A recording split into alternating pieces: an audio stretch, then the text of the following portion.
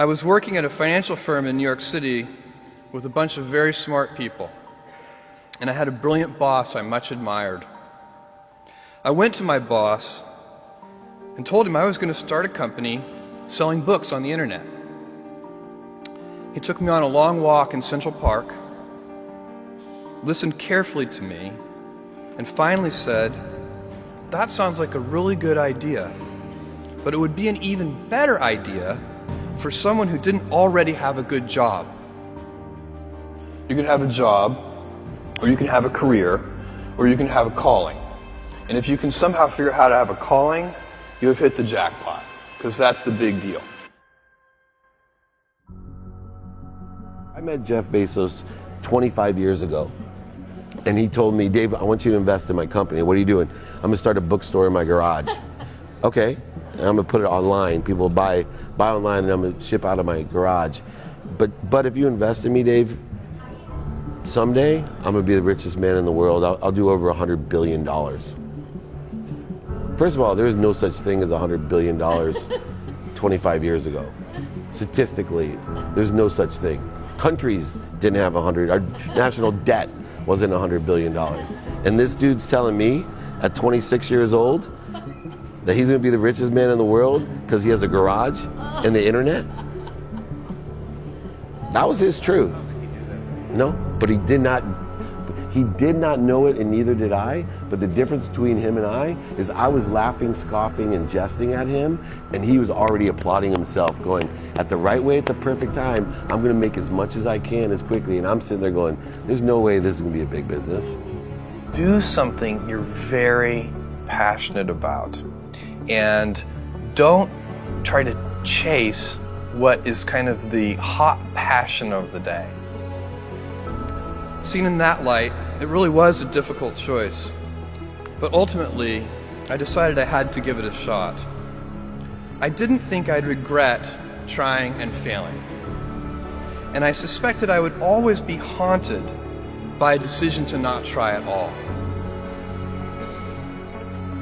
After much consideration, I took the less safe path to follow my passion, and I'm proud of that choice. As a young boy, I had been a garage inventor. I'd invented an automatic gate closer out of cement-filled tires, a solar cooker that didn't work very well out of an umbrella and aluminum foil, baking pan alarms to entrap my siblings. I'd always wanted to be an inventor, and she wanted me to follow my passion. There's a military phrase that I especially love, and it says, "Slow is smooth and smooth is fast." And I have seen that in every endeavor I've ever been in.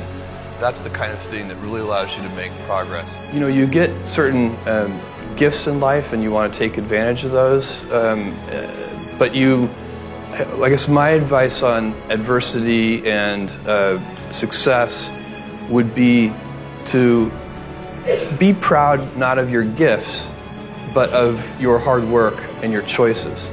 So, you may be, the kinds of gifts you get in life, you might be really good at math. It might be really easy for you. That's a kind of gift. But practicing that math and taking it to the next step, that could be very challenging and hard, and take a lot of sweat. That's a choice. You can't really be proud of your gifts because they were given to you. You can be grateful for them and thankful for them. But your choices, you choose to work hard. You choose to do hard things. Those are choices that you can be proud of. You can choose. We all get to choose our life stories, and it's the choices that define us, not our gifts. Everybody in this room has many gifts. I have many gifts.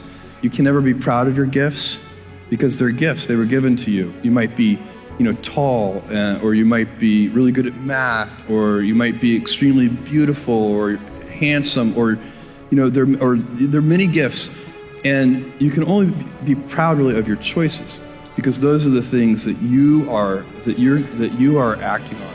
And one of the most important choices that each of us has, and you know this just as well as I do, is you can choose a life of ease and comfort, or you can choose a life of service and adventure. And when you're 80, which one of those things do you think you're going to be more proud of? You're going to be more proud of having chosen a life of service and adventure. There's never been a better time to be alive. I mean, it's just incredible the amount of inspiration that the world generates for me, and I think for a lot of people. It's insane, the amount of change and invention and opportunity.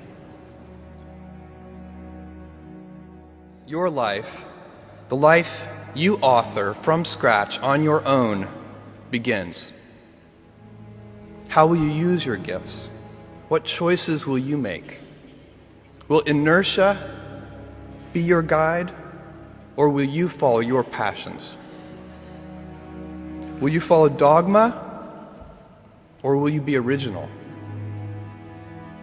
Will you choose a life of ease, or a life of service and adventure? Will you wilt under criticism, or will you follow your convictions? Will you bluff it out when you're wrong, or will you apologize? Will you guard your heart against rejection, or will you act when you fall in love? Will you play it safe, or will you be a little bit swashbuckling?